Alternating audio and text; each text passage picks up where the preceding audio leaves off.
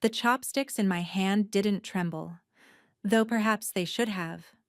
I lifted another piece of galbi to my mouth, chewing slowly while my boyfriend Daniel continued his animated conversation in Korean with his mother across the table.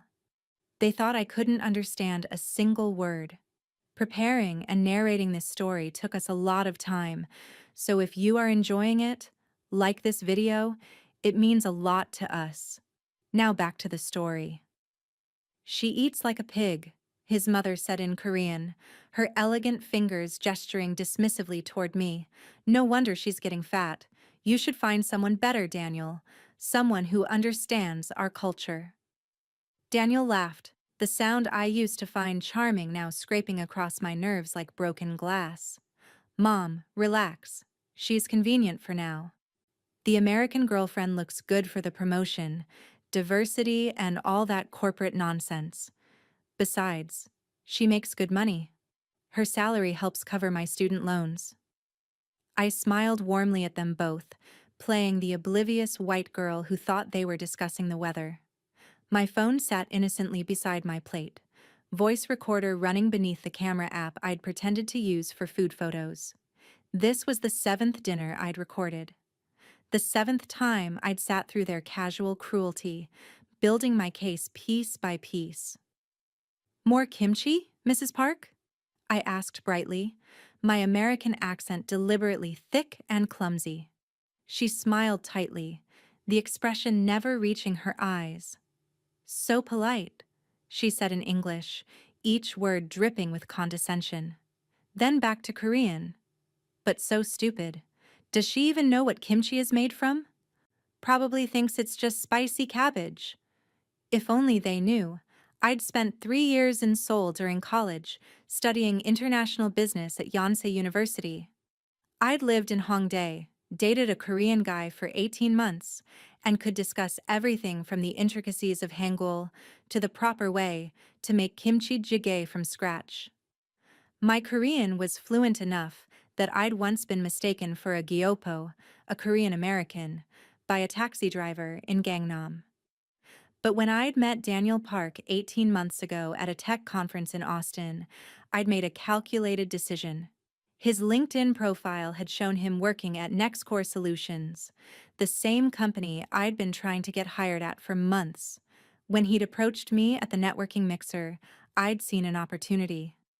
I'd deliberately downplayed my Korean language skills, mentioning only that I knew a few words from watching K-dramas. The irony was that I'd landed the job at NextCore 3 months later on my own merits, my expertise in cybersecurity impressive enough that they'd created a new position for me. Daniel never knew that I'd eventually stopped needing his insider perspective on the company. By then, we'd been dating for half a year, and I'd actually believed he loved me. How naive I'd been. "Is the food good?" Daniel asked me in English, his smile so practiced it could have been painted on. "Not too spicy?" "It's perfect," I said, beaming at him. "Your mom is such an amazing cook." Mrs. Park nodded graciously, then turned back to her son. In Korean, "At least she's compliant. Train her well now, and she'll be useful later." My friend's son married an American woman who didn't know her place. Divorced within 2 years. You need someone who will defer to you, especially if you want to move up at that company. "Don't worry, Mom," Daniel replied in Korean, reaching over to pat my hand in a gesture that would have seemed affectionate to any English speaker watching. "She's completely manageable. Thinks I'm brilliant. I've already positioned myself as her mentor at work. Everyone sees me as the expert teaching the new girl. When the senior security architect position opens up next quarter, HR will definitely consider my leadership qualities." My smile didn't waver. Internally, I was cataloging every word, adding it to the mental transcript I'd been building for weeks. This wasn't just about revenge anymore. This was about justice. Because here's what Daniel didn't know. That senior security architect position? I'd already been interviewed for it. Twice. The hiring manager, Jennifer Chen, had told me confidentially that I was the top candidate, The role came with a 40% salary increase, a team of 6 people to lead, and direct access to the C-suite. Daniel hadn't even been asked to apply. I should get the recipe for this, I said, gesturing to the japchae. Maybe I could make it for Daniel sometime. Mrs. Park's expression could have curdled milk. In Korean, as if she could ever cook like a proper Korean woman. These American girls think cooking means heating up frozen food in a microwave. Daniel snorted into his soju. She tried making me ramen once. Instant ramen. She still managed to mess it up. I had to order us takeout. That particular memory stung because it was actually true, though Daniel had conveniently forgotten the context. I'd been recovering from a stomach virus, had barely been able to stand, and had still dragged myself to the kitchen to try to make him something when he'd complained about being hungry. I'd apologized profusely while he'd rolled his eyes and grabbed his phone for delivery. "You're so good to me," I said now, squeezing his hand. The recording app on my phone continued its silent work. Mrs. Park's living room was a shrine to Korean traditionalism mixed with obvious status symbols. A massive Samsung TV dominated one wall, while expensive-looking Celadon vases flanked the entertainment center. Family photos covered every available surface. Daniel graduating from UT Austin, Daniel at his first job, Daniel receiving some corporate award. There were no photos of his father, who'd apparently returned to Seoul years ago for business and never come back. Mrs. Park had rebuilt her life here in Houston, working her way up to a senior position at a Korean import company, and she'd poured all her ambitions into her only son. I understood the pressure Daniel must have felt growing up. I could even sympathize with the weight of immigrant parental expectations. What I couldn't forgive was using me as a stepping stone while mocking me in a language he thought I couldn't understand. "Coffee?" Mrs. Park offered in English, already standing to clear the table. "I'd love some," I said, rising to help. "Let me—" "No, no." She waved me off. "You are guest. Sit." Preparing and narrating this story took us a lot of time, so if you are enjoying it, like this video, it means a lot to us. Now back to the story. I sat obediently while she and Daniel continued talking in the kitchen. Their voices carried clearly into the dining room, and my phone, now casually placed on the side table as if I'd just forgotten it there, continued recording. "The promotion will come through soon," Daniel was saying in Korean. "Once I get that senior architect position, I'll have enough salary and status to consider better options. There are several Korean American women at church Mom's been hinting about. Professional, educated, from good families. That girl out there," Mrs. Park's voice was sharp with distaste, "is she expecting marriage? She's mentioned it a few times. Hints about her friends getting engaged. Looks at rings when we pass jewelry stores. I just changed the subject. Why commit when I can wait for something better? Something better." The words settled into my chest like ice water. "Smart boy," Mrs. Park approved. "Americans divorce so easily anyway. Better to choose carefully the first time. But be careful. If you break up with her before you get promoted, it might look bad at work. Wait until after." I know. I've thought about it. She's useful for now. Once I'm secure in the new position, I'll find a reason. Maybe I'll say we want different things, or that I need to focus on my career. She'll believe anything I tell her. The coffee maker gurgled in the background. I stared at a photograph on the shelf. Daniel, at maybe 8 years old, grinning gap-toothed at the camera, his arm around his mother's waist. Had he always been like this, or had something broken along the way? When had he learned that people were tools to be used and discarded? They returned with coffee, and I accepted mine with a grateful smile. The conversation shifted to safer topics. In English now, about my work, their work, the weather, some movie Daniel wanted to see. I played my part perfectly. The agreeable girlfriend, the outsider grateful to be included, the naive American girl who thought she was building a future with this man. When we finally left around 9 p.m., Daniel drove us back to my apartment. The apartment he'd been living in rent-free for the past 6 months, claiming he needed to save money to invest in our future. My apartment, with my furniture, my kitchen supplies, my Netflix account, my everything. The apartment where he lived like a king, while contributing nothing except his presence and his lies. "Mom really likes you," he said as we pulled into my parking space. The lie was so casual, so practiced. "She's wonderful," I replied warmly. "I'm so lucky you're part of my life, Daniel." He smiled and squeezed my knee, and I felt nothing. Whatever love I'd felt for him had evaporated over the past few weeks as I'd sat through dinner after dinner, recording conversation after conversation, building my case with the methodical precision that had made me good at my job. Because here's what Daniel didn't know. 3 weeks ago, I'd been called into a meeting with HR. Not for anything I'd done wrong, quite the opposite. They'd asked me if I'd experienced any issues with workplace dynamics, if anyone had made me feel undermined or overshadowed. At first, I'd been confused. Then Jennifer Chen, who'd sat in on the meeting, had gently explained. Several people had noticed that whenever I presented in meetings, Daniel had a habit of clarifying my points, often restating exactly what I'd just said as if I'd been unclear.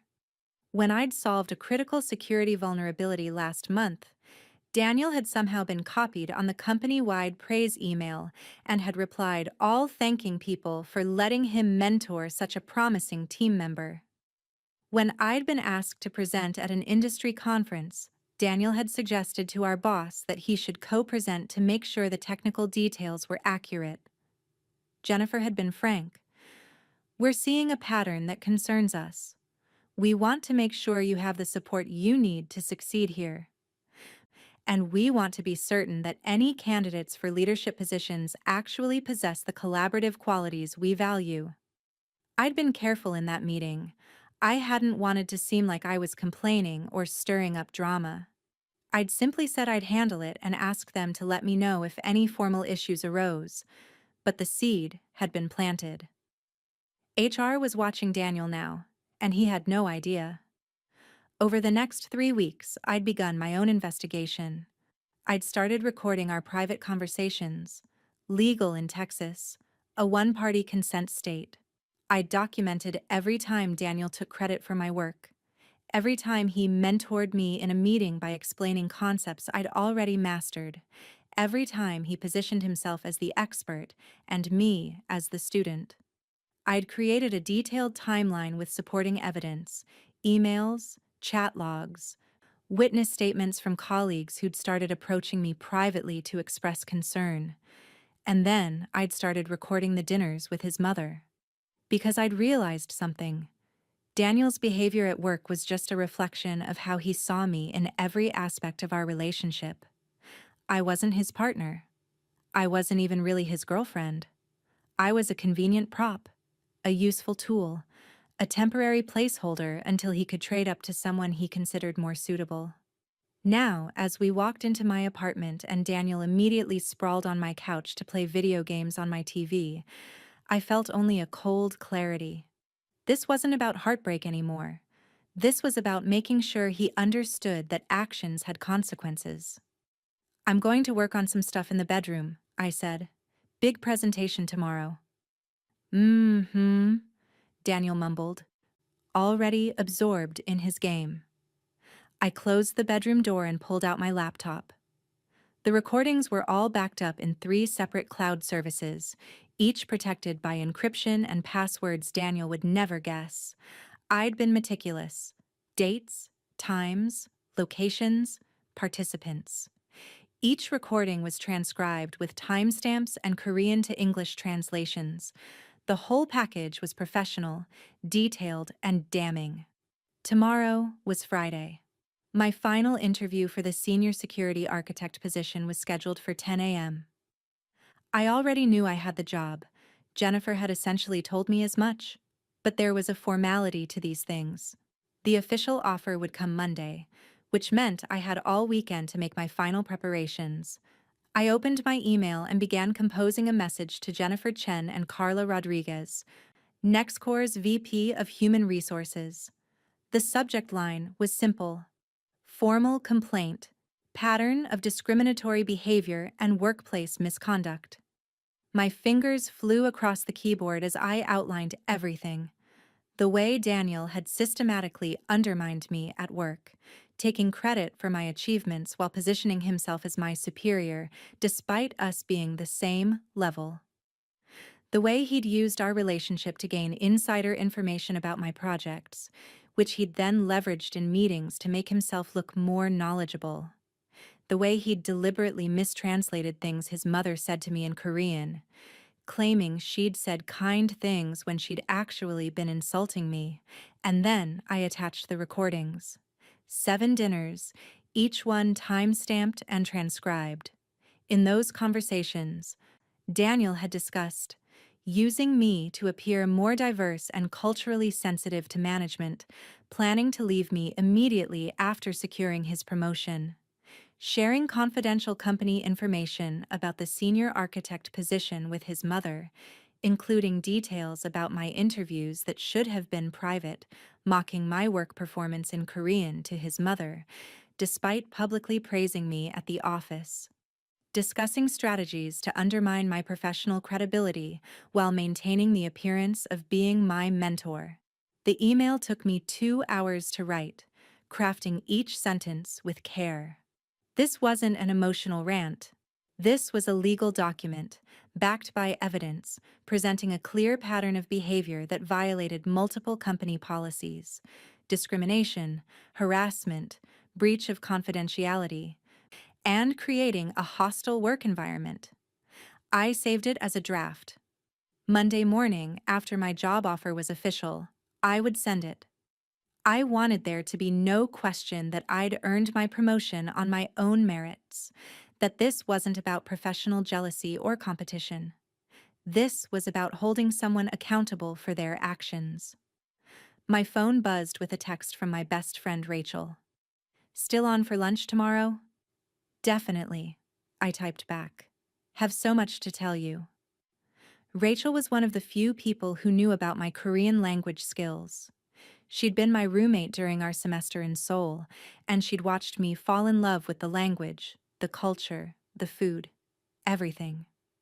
She'd also been the one I'd called crying 3 weeks ago when I'd first understood what Daniel and his mother were saying about me at dinner. "You need to document everything," she'd said firmly. "Don't get mad.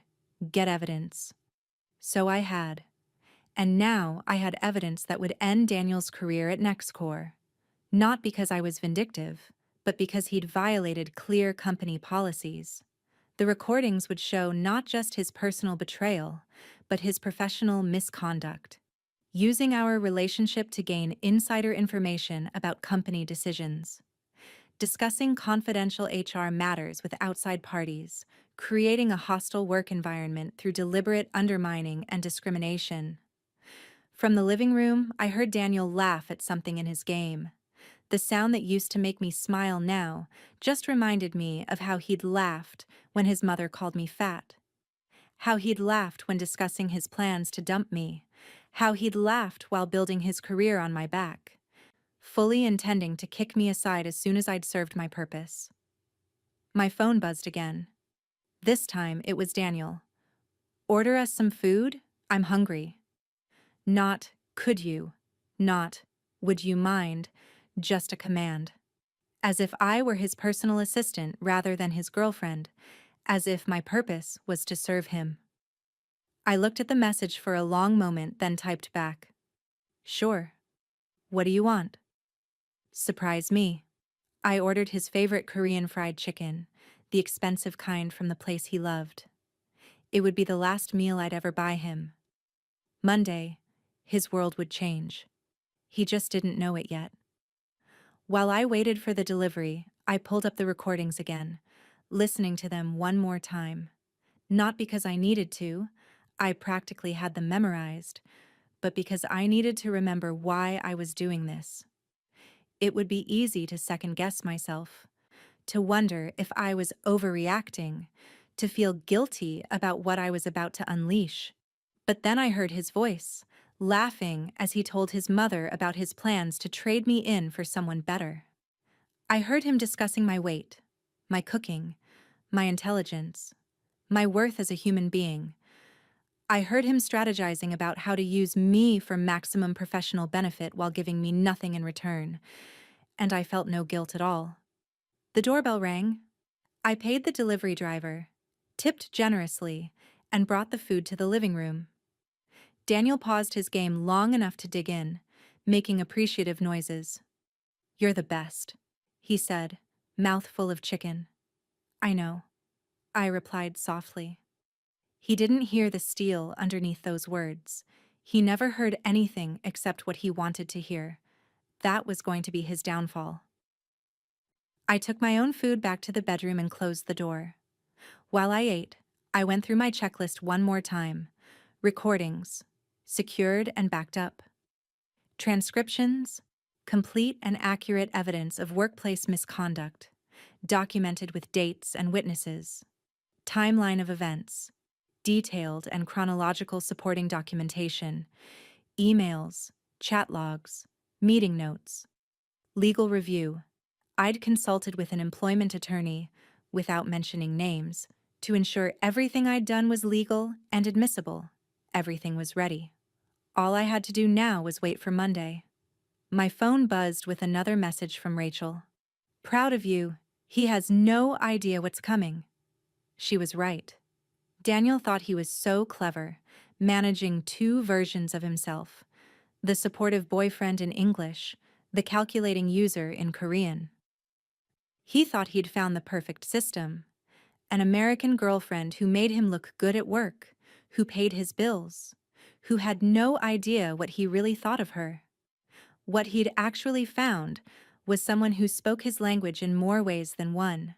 Someone who understood not just his words, but his culture, his context, his meaning. Someone who'd played a role just as carefully as he had, gathering evidence while he thought she was gathering cookbooks. I finished my chicken and opened my laptop again. There was one more thing I needed to prepare: my acceptance speech for the senior security architect position. Because I would get that job. I deserved it. And no one, not Daniel, not his ambitions, not his schemes, was going to take it from me. The speech needed to be gracious, professional, focused on teamwork and company values. It needed to show leadership qualities, vision, humility. It needed to be the kind of speech that would make everyone in that room absolutely certain they'd made the right choice. And then, later that same day, when HR got my email about Daniel's conduct, everyone would understand that I hadn't been making excuses or playing politics. I'd simply been doing my job excellently while dealing with someone who'd tried to sabotage me. The contrast would be stark. Me, rising above. Him, exposed below. I smiled as I typed. Outside my bedroom door, Daniel was probably thinking about his own future promotion, the one he thought was assured.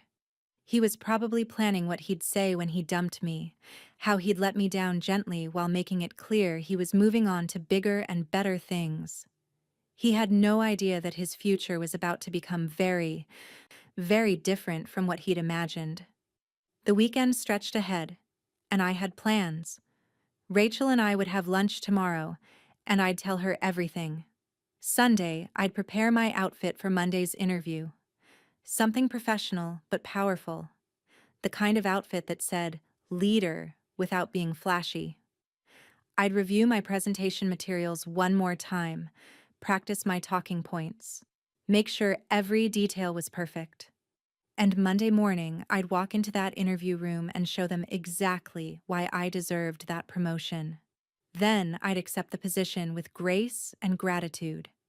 And then, with my new role secure and official, I'd send that email to HR. Daniel would be called into a meeting. He'd be confused at first, then defensive, then probably angry. He'd claim I'd misunderstood, that I was being oversensitive, that this was all just a cultural misunderstanding, and then they'd play the recordings, they'd show him the transcripts, they'd present the evidence of his workplace misconduct, and he'd realize, too late, that the naive American girlfriend he'd been using had understood every word, every insult, every plan, every betrayal. The expression on his face would be something I'd carry with me forever. From the living room, I heard him call out, "Babe, come watch this with me. This game is hilarious." "In a minute," I called back, my voice bright and cheerful. Just a few more days of pretending. Just a few more days of being the oblivious girlfriend who didn't speak Korean, who didn't know she was being used, who didn't know her boyfriend was counting down the days until he could trade her in. And then the truth would come out, devastating and complete. I saved my work and stood up, stretching. Time to go sit on the couch with Daniel, laugh at his game, maybe let him put his arm around me while he mentally calculated how much longer he needed to keep up the charade. Little did he know, I was doing exactly the same math. The difference was, my calculations were going to work out. His were about to explode in his face. I opened the bedroom door and walked back into the living room, wearing my mask of perfect clueless contentment. Just a few more days. I could do this for a few more days. After all, I'd been doing it for weeks already. What was one more weekend? The game flickered on the TV screen. Daniel laughed at something, and I settled beside him with a smile. Inside, I was counting down the hours until Monday morning, when everything would change. He reached over and took my hand, probably thinking about how convenient I was, how useful, how perfectly manageable. I squeezed back, thinking about justice. Just a few more days. Monday morning arrived with the kind of crystalline clarity that made everything feel inevitable. I woke up at 6 a.m., an hour before my alarm, my mind already racing through the day ahead.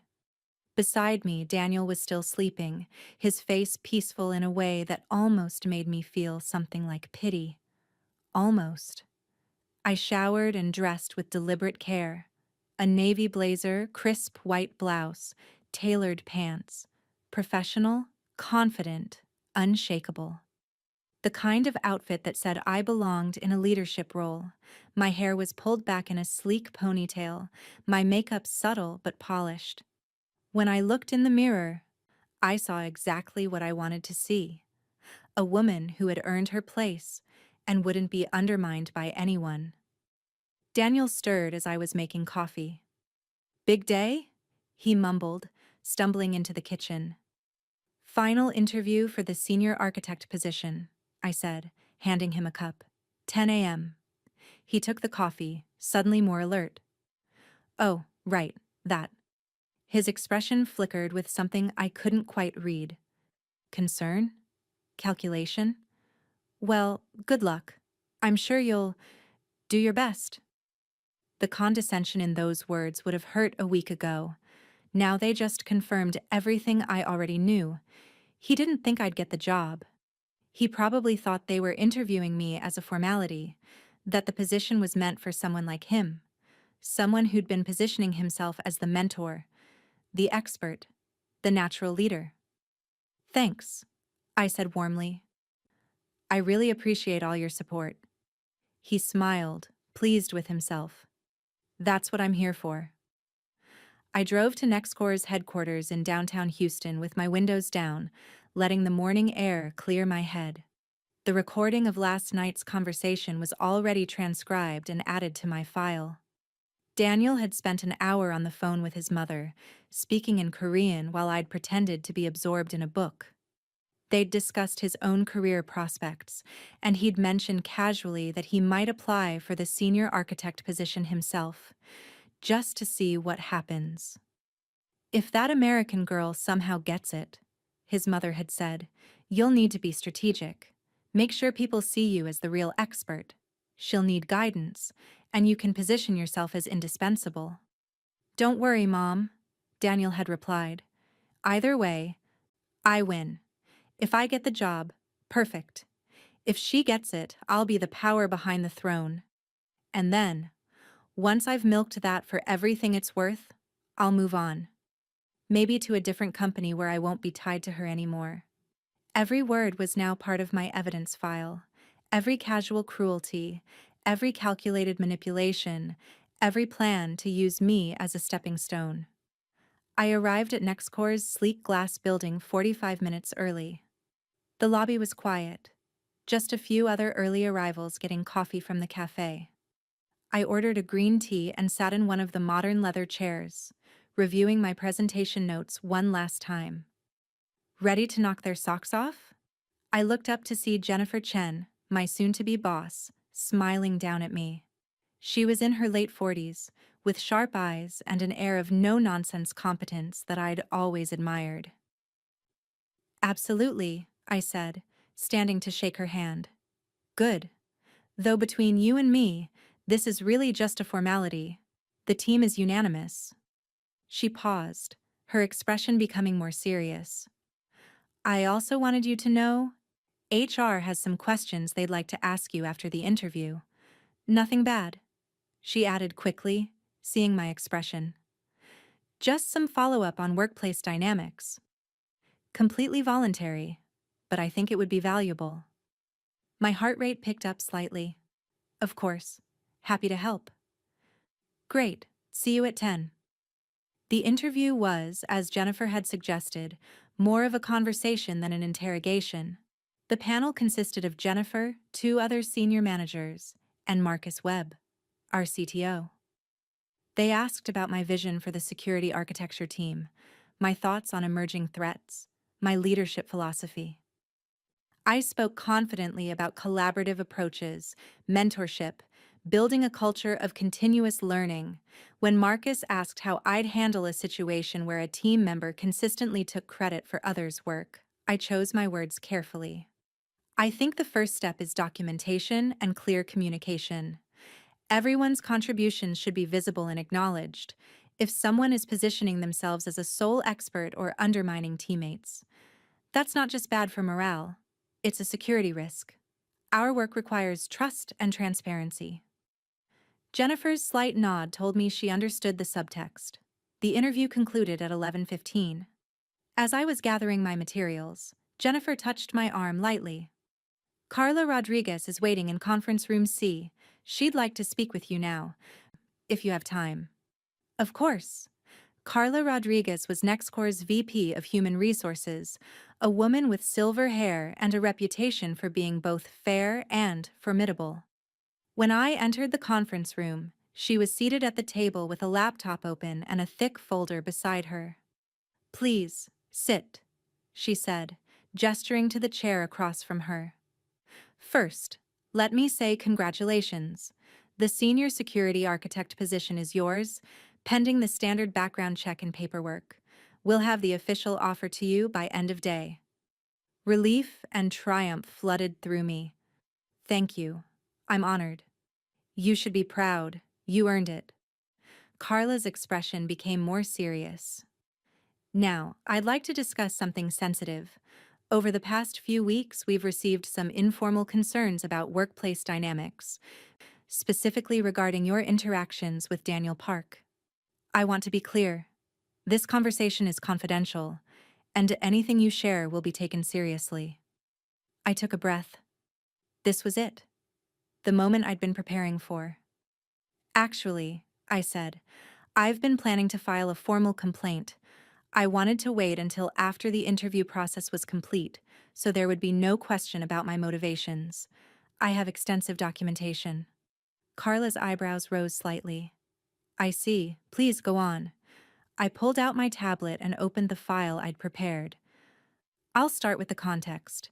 Daniel and I have been in a relationship for 18 months. What he doesn't know is that I'm fluent in Korean. I studied in Seoul for 3 years during college. Since we've been together, I've been recording conversations where he and his mother discuss me in Korean, believing I can't understand them. Carla's expression remained neutral, but I saw the sharpening of her attention.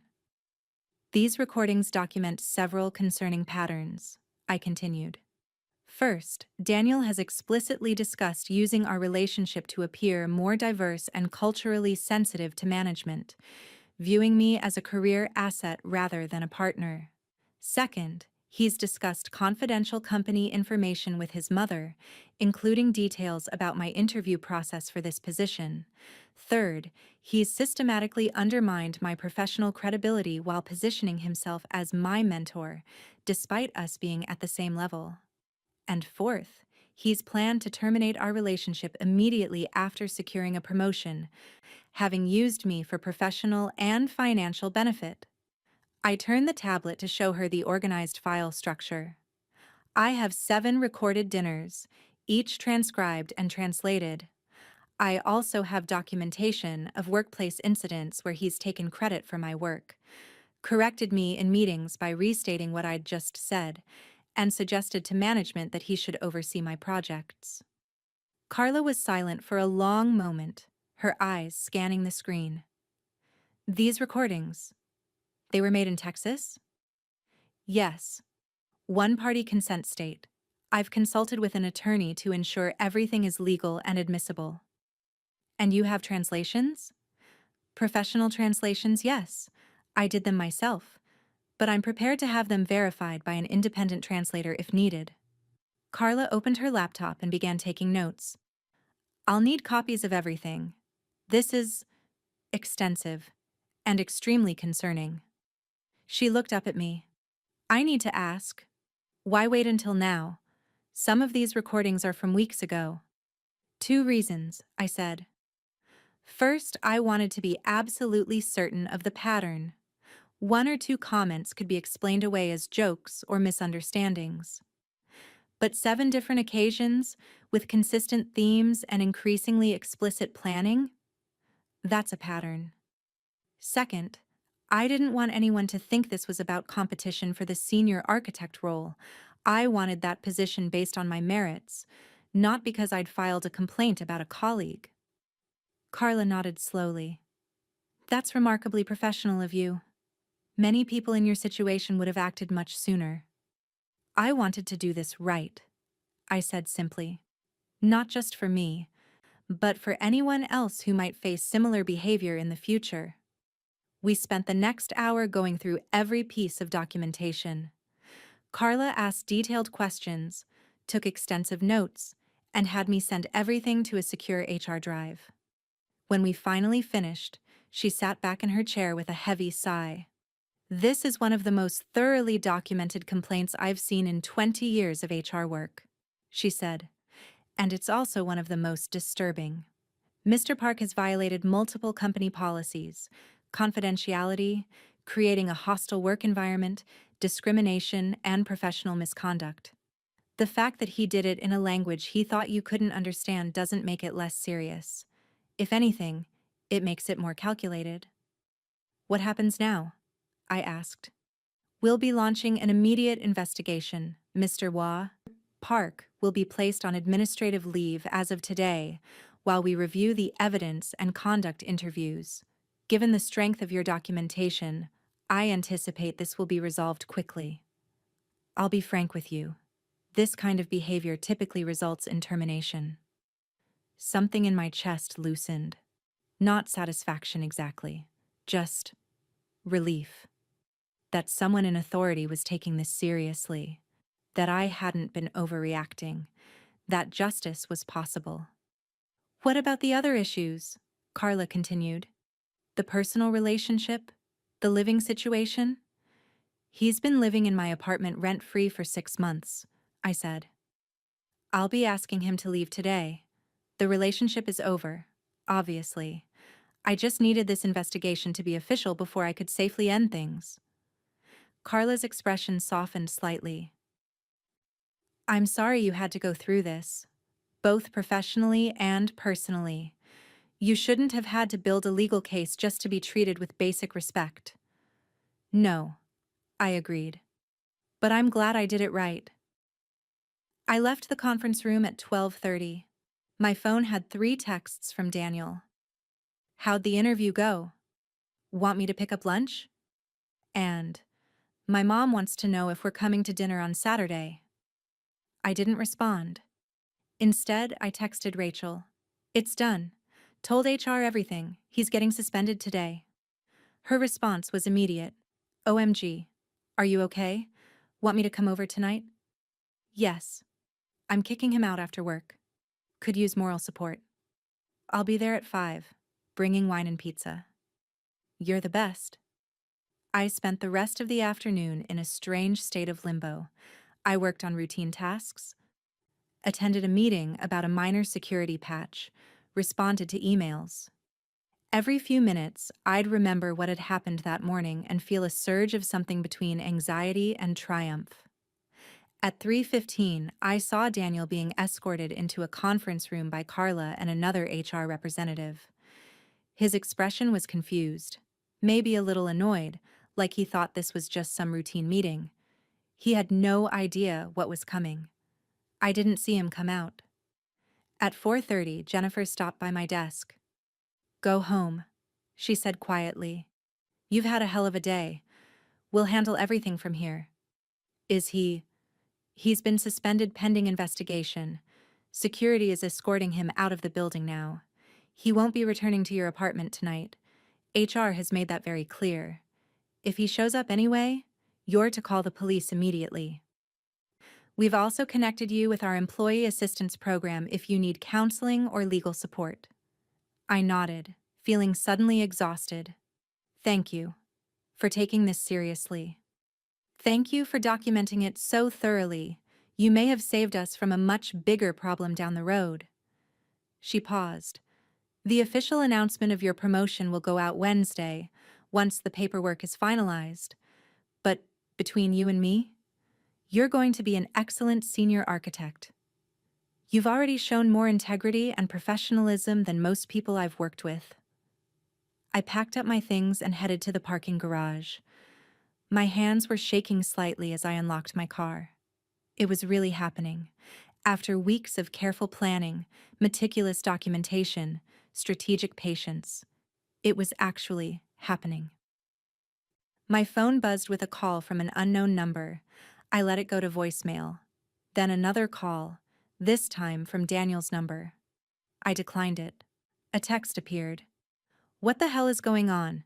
HR is saying I can't go back to your apartment? What did you tell them? I blocked his number and drove home. Rachel arrived at 5 on the dot, as promised, carrying 2 pizzas and a bottle of wine. She took one look at my face and pulled me into a hug. You did it, she said. You actually did it. I did it, I repeated. And suddenly I was crying. Not sad tears, but something more complicated. Relief, anger, grief for what I'd thought the relationship was. Triumph that I'd stood up for myself. All of it pouring out at once. We sat on my couch, the couch Daniel had sprawled on just yesterday, and I told her everything. The interview, the meeting with HR, the moment when Carla had confirmed that my documentation was airtight and Daniel would face consequences. He's probably losing his mind right now, Rachel said, pouring us both generous glasses of wine. Trying to figure out what happened, when he realizes you understood every word he ever said in Korean. She shook her head. I almost wish I could see his face. Part of me does too, I admitted. But mostly I just want him gone from my life. I want to change my locks, wash my sheets, and pretend he never existed. We can do all that, Rachel said. Tomorrow, we'll change the locks. Tonight, we eat pizza and celebrate the fact that you're a badass who just landed a huge promotion and took down a manipulative asshole in one day. We clinked glasses. Around 7 p.m., there was a pounding on my door. Daniel's voice came through, angry and desperate. I know you're in there. What the hell did you tell HR? You can't just lock me out of my own apartment. Not your apartment, Rachel called out. And if you don't leave, we're calling the police. I need my stuff. We'll pack it up and you can arrange to pick it up with a police escort, I yelled back. Now leave before I file a restraining order. The pounding continued for another minute, then stopped. I heard his footsteps retreating down the hallway. My hands were shaking again, but Rachel squeezed my shoulder. He's gone, and he's not coming back. We spent the next 2 hours packing up Daniel's belongings, his clothes, his gaming console, his toiletries, his collection of Korean instant ramen that he'd never once offered to share. Everything went into boxes that we stacked by the door. Tomorrow, I'd arrange for him to pick them up with a police officer present. While we worked, Rachel asked the question I'd been avoiding. Do you think you'll ever tell him that you understood everything? I considered it. Part of me wanted him to know. Wanted to see the moment of realization, the horror of understanding that every cruel word, every calculated manipulation, every mocking laugh had been heard and understood. I wanted him to know that he hadn't been clever. He'd been caught. But another part of me knew that the not knowing might be worse. He'd spend months, maybe years, trying to figure out what had happened. How HR had found out about his behavior. What evidence they had. Whether someone had betrayed him, or if he'd slipped up somehow. He'd never know that his girlfriend had understood every word. That she'd been fluent in Korean the entire time. That while he'd been laughing at her supposed ignorance, she'd been building an airtight case against him. No, I said finally. Let him wonder. That's better than any confrontation I could have. Rachel grinned. Cold. I love it. By 10 p.m., Daniel's entire presence in my apartment was reduced to 6 boxes stacked by the door. Rachel had helped me strip the bed and put on fresh sheets, light a candle to clear the air, rearrange the furniture slightly so the space felt different. New, mine again. We sat back down on the couch with our second bottle of wine, and Rachel raised her glass. To new beginnings, to promotions earned through actual merit, and to the sweetest revenge I've ever witnessed. To justice, I corrected.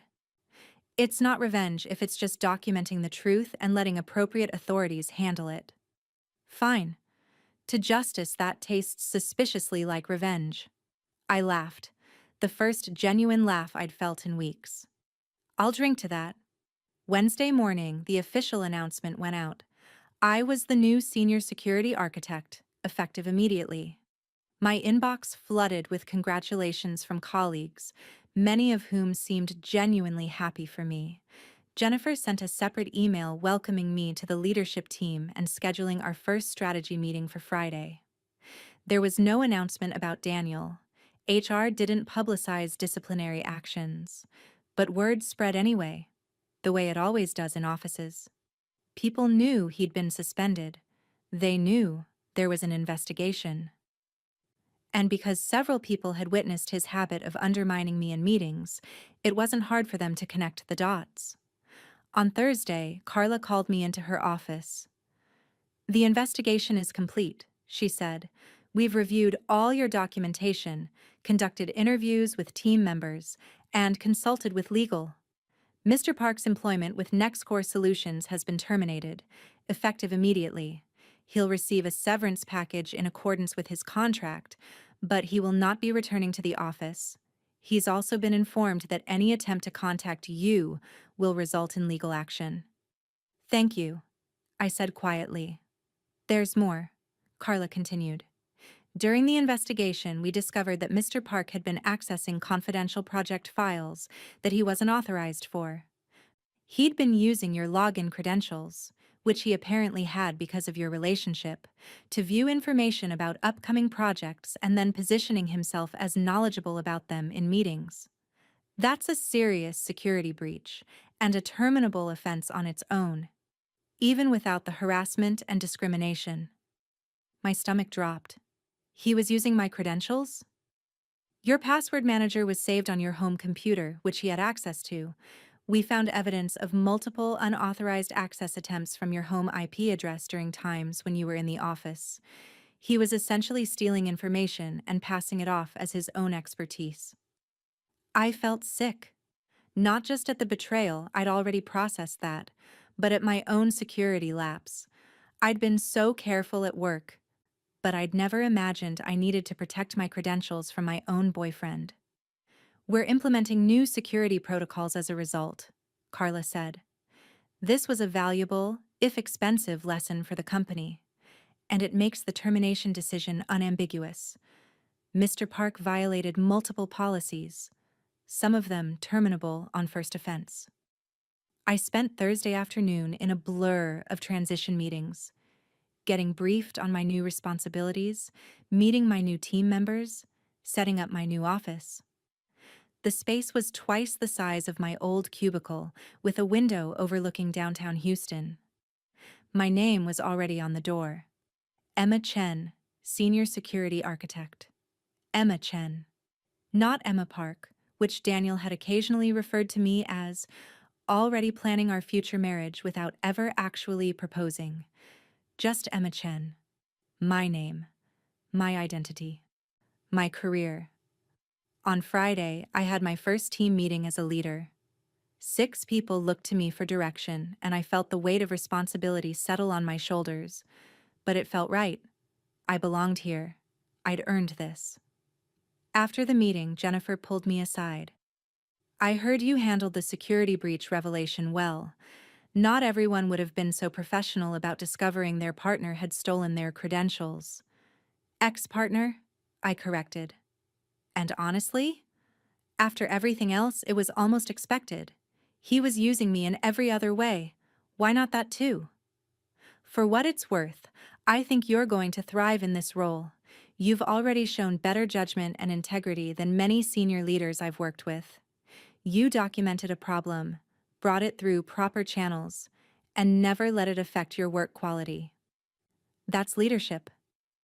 That weekend, I met Rachel for lunch at our favorite Korean restaurant. The irony wasn't lost on either of us.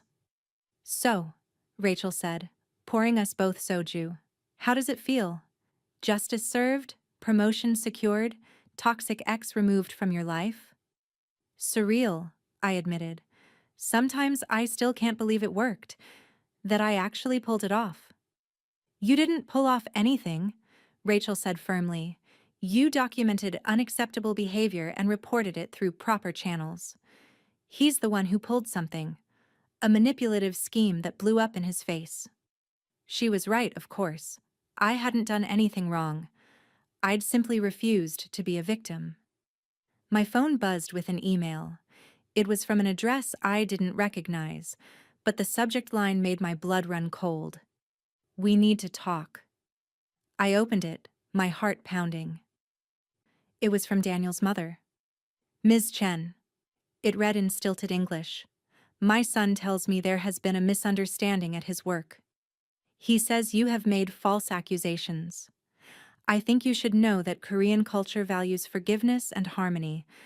My son is a good man from a good family. Perhaps you could speak to your HR department and clarify this misunderstanding? I'm sure we can resolve this peacefully. It would be a shame if this affected your reputation in the Korean community. I read it twice, then showed Rachel. Her expression darkened. Is she seriously trying to intimidate you? After everything her son did? She thinks I'm the naive American girl, I said slowly. She still doesn't know I understood everything she said about me, every insult, every dismissal, every strategic planning session about how Daniel should use me. Are you going to tell her? I thought about it for a long moment. Then I began typing a response in Korean. Mrs. Park, I want to be very clear about something. I speak Korean fluently. I studied at Yonsei University for 3 years. I understood every word you and Daniel said about me during our dinners together. Every insult, every plan to use me for his career advancement, every discussion about dumping me once I was no longer useful. The accusations I made are not false. They are documented with recordings, translations, and evidence. Your son violated multiple company policies, including confidential information breaches and creating a hostile work environment. His termination was based on his own actions and words. I value Korean culture deeply.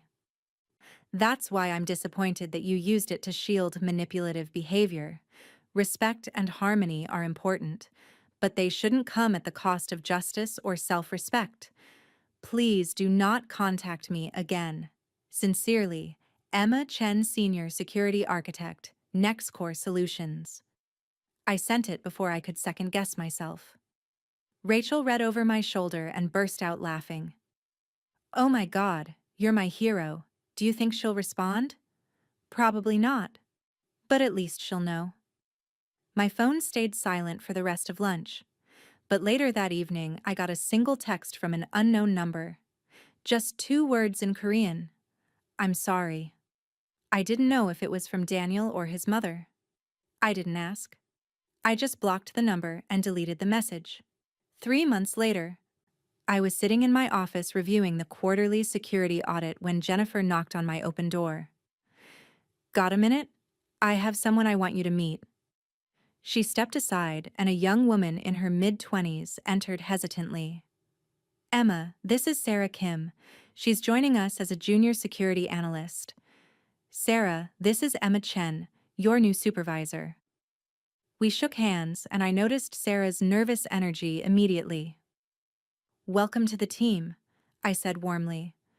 Jennifer's told me great things about your work. Sarah smiled shyly. Thank you. I'm excited to be here. And, she glanced at Jennifer, who nodded encouragingly. I wanted to thank you specifically. When I was interviewing, HR told me about NextCore's commitment to addressing workplace issues seriously. They mentioned, without names obviously, that a recent case had led to new policies and training. It made me feel like this would be a safe place to work. Something in my chest tightened. This was why I'd documented everything so carefully. Why I'd waited to do things the right way. Not just for myself, but for the next person and the person after that. That means a lot, I said. And I want you to know, if you ever experience anything that makes you uncomfortable, anything that seems unprofessional or inappropriate, you can come to me, or to HR. You'll be taken seriously. After Sarah left, Jennifer lingered in my doorway.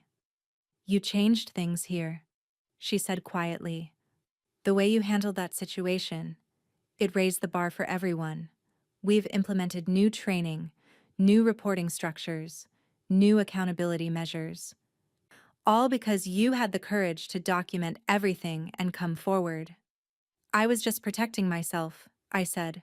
No, you were protecting everyone who comes after you. That's leadership. That evening, I drove home to my apartment, my space, arranged exactly how I wanted it, filled with only my things. I'd redecorated in the months since Daniel left, painting the walls a soft gray, buying new furniture, hanging art I'd collected from Korean galleries during my college years. The space felt like mine in a way it never had before. I made myself dinner, kimchi jjigae from scratch, the recipe I'd learned from my Ajuma landlady in Seoul, and ate while watching the sunset over downtown Houston. My phone buzzed with a message from Rachel. Dinner next week? Want to hear about the new job?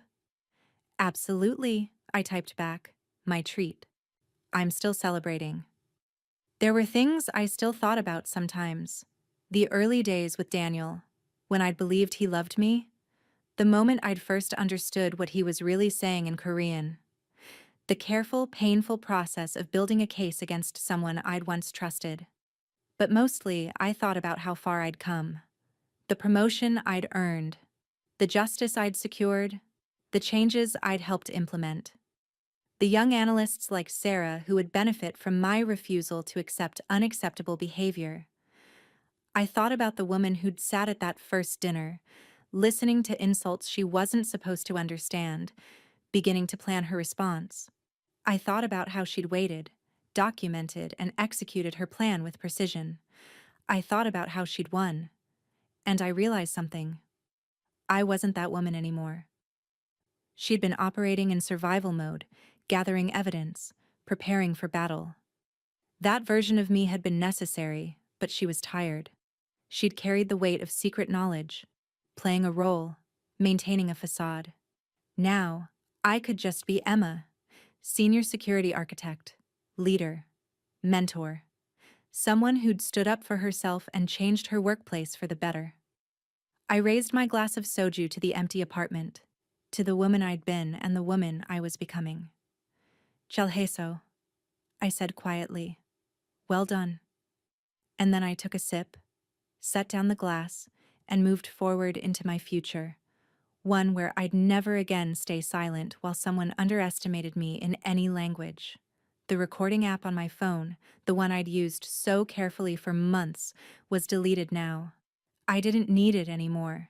The evidence had served its purpose. Justice had been done. And I was free.